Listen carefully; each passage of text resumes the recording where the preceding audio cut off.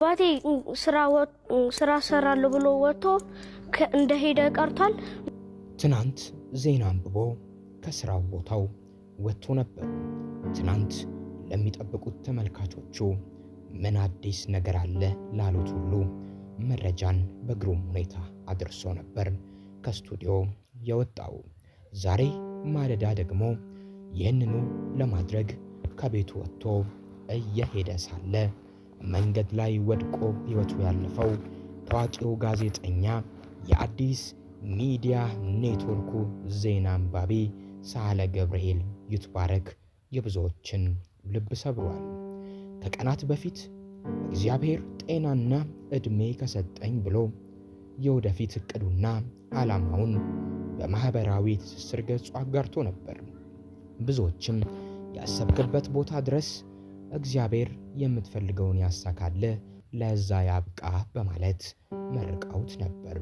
ዛሬ ጠዋት ደግሞ ለተመልካቾቹ በሀገር ውስጥና በውጪ ዓለም የተሰሙ መረጃዎችን ለማድረስ ከቤቱ ወጥቶ ወደ ስቱዲዮ ማለትም ወደ አዲስ ሚዲያ ኔትወርክ ቴሌቪዥን ጣቢያ እየሄደ ሳለ መንገድ ላይ ወድቆ በዚያው ሕይወቱ ያለፈው ዛሬ ዓለማችን አስጊ በሆነችበት ሰዓት ዛሬ ታይተን ነገ በምንጠፋበት ቀደም አሉ ተብለን አሁን የሉም የምንባልበት አርጅቶ መሞት ህልም የሆነበት ሰዓት ላይ ይህ ጋዜጠኛ የሶስት ልጆች አባት የሆነው ሳህለ ገብርኤል ይትባረክ አሟሟት ቤተሰቡን፣ ልጆቹን እንዲሁም ተመልካቾችንና የሰሙትን ሁሉ አስደንጋጭ ሆኗል። ለጋዜጠኛ ሳህለ ገብርኤል ይትባረክም ነፍስ ይማር እንላለን። ወጥቶ ከመቅረት ይሰውራችሁ። በኢትዮጵያ ውስጥ ከሀብታም እስከ ድሃ፣ ከከፍተኛ ሹማምንት እስከ ተራ ሰው፣ ከሊቅ እስከ ደቂቅ ከእንደዚህ አይነት ክስተት መማር ብንችል ይህች ሀገር የምድር ገነት ትሆን ነበር። ነገ የእኛም ዕጣ ፈንታ ይህ ነውና ሞትን አስቦ መኖር ፍቅርን ይጨምራል። ይህ ጋዜጠኛ ዛሬ ከቤቱ ወጥቶ ወደ ስቱዲዮ ሲሄድ እንደተለመደው የዜና አቀራረቡን ውብ አድርጎ ለተመልካቾቹ ዜናውን ከሽኖ ለማቅረብ ዝግጅቱን አጠናቆ ነበር። በሰላም ነበር ከቤቱ የወጣው። ነገር ግን መንገድ ላይ ቀራለው፣ መንገድ ላይ ወድቄ እሞታለሁ ብሎ አንድም በጭንቅላቱ ያሰበው ነገር የለም። የሰው ልጅ ሕይወት እንዲህ ነውና ይህ ጋዜጠኛ መንገድ ላይ ወድቆ ሕይወቱ አልፏል። የአዲስ ሚዲያ ኔትወርክ የዜና አንባቢ ምክትል ኢንስፔክተር ሳህለ ገብርኤል ይትባረክ ዛሬ ማለዳ ነው በድንገተኛ አደጋ ከዚህ ዓለም በሞት መለየቱ የተሰማው።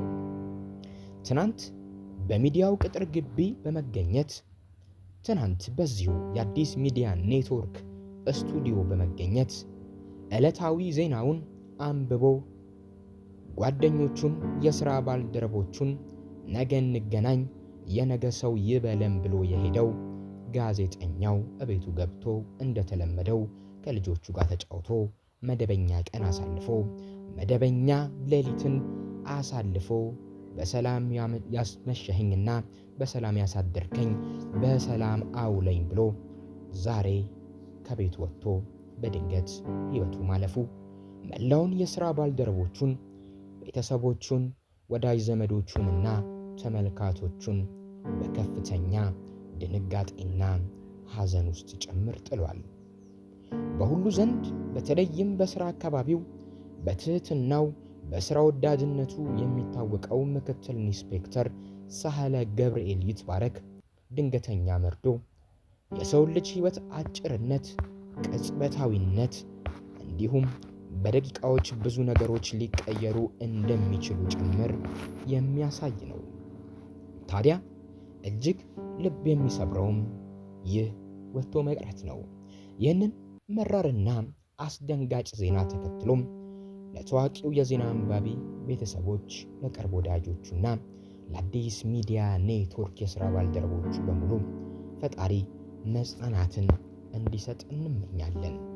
ብዙዎችን ያሳዘነው ዛሬ ጠዋት በድንገት ወጥቶ የሞተው ወድቆ ሕይወቱ ያለፈው ጋዜጠኛና የሕግ አስከባሪው ምክትል ኢንስፔክተር ሳህለ ገብርኤል ይትባረክ በአዲስ አበባ ከተማ ዛሬ ጠዋት ከፍተኛ ሐዘን የፈጠረ ድንገተኛ ክስተትን አስከትሏል።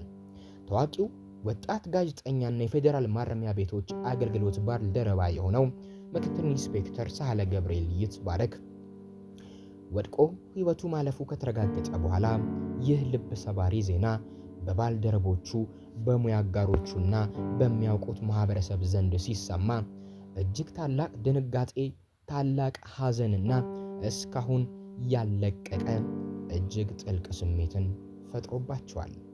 ሳህለ ገብርኤል በአዲስ ቲቪ የዜና አንባቢ በመሆን ከማገልገሉ ባሻገር በፌዴራል ማረሚያ ቤት በፖሊስ አባልነትና በምክትል ኢንስፔክተርነት ማዕረግ ሀገራዊ ግዳጁን በታማኝነት ሲወጣ የነበረ ታታሪ ወጣት ነበር።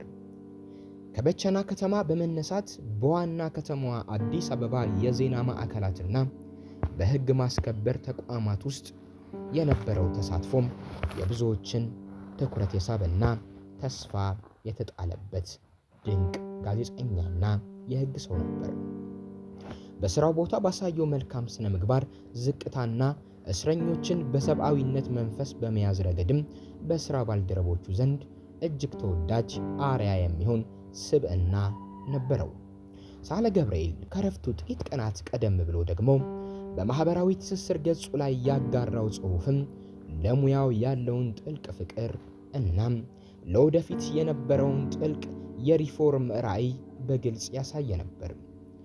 በዚህ በጥቂት ቀናት በፊት ባስተላለፈው መልእክቱ በማረሚያ ቤት የፖሊስነት ሕይወቱ በጣም ደስተኛ እንደነበረ፣ የልጅነት ህልሙ የሆነውን የጋዜጠኝነትና የመሪነት ትምህርቱን እንዲማር እንዳልቻለው ገልጾ በተጨማሪም ፈጣሪ ዕድሜና ጤና ከሰጠውም ማረሚያ ቤት እንዲሆን የሚፈልገውን ያህል ለማድረግ በግሉ መጣሩን እንደማያቆም በጽሑፉ አስፍሮ ነበር። ይህ ከጥቂት ቀናት በፊት ጋዜጠኛው የተመኘው አሳካዋለሁ ብሎ ለወደፊት ያስቀመጠው ዕቅዱ ነበር። ሰው ያስባል፣ እግዚአብሔር ይፈጽማል ነውና ሰው ሁሉ ያሰበው ላይ ሊደርስ አይችልምና ይህ ጋዜጠኛ የዚህ ዓለም ቆይታው ዛሬ ሆኗል። የብዙዎቻችን መቼ እንደሚሆን አናውቅም። ይህ መልእክት ዛሬ ከደረሰው አሳዛኝ መርዶ ጋር ተዳምሮ ብዙ የሰሙትን ሰዎች ያስደነገጠ፣ ያሳዘነ፣ ልብንም በሐዘን የሰበረ ነው። የጋዜጠኛ ሳህለ ገብርኤል ይትባረክ ሕልፈት በአጭር የተቀጨ ታላቅ ተስፋ ነው ያሉለት ብዙዎች ናቸው። የእርሱ መልካም ሥራ፣ ሰብአዊነትና የጽናት አርአያነት ግን ሁልጊዜም አብሮት በነበሩ ሰዎች ውስጥ ሲታወስ ይኖራል። ለቤተሰቦቹ፣ የቅርብ ወዳጆቹ፣ የአዲስ ቲቪና የፌዴራል ማረሚያ ቤት የሥራ ባልደረቦቹ እንዲሁም ይህንን ለሚሰሙ ሁሉ መጽናናትን እንዲያድል እንመኛለን።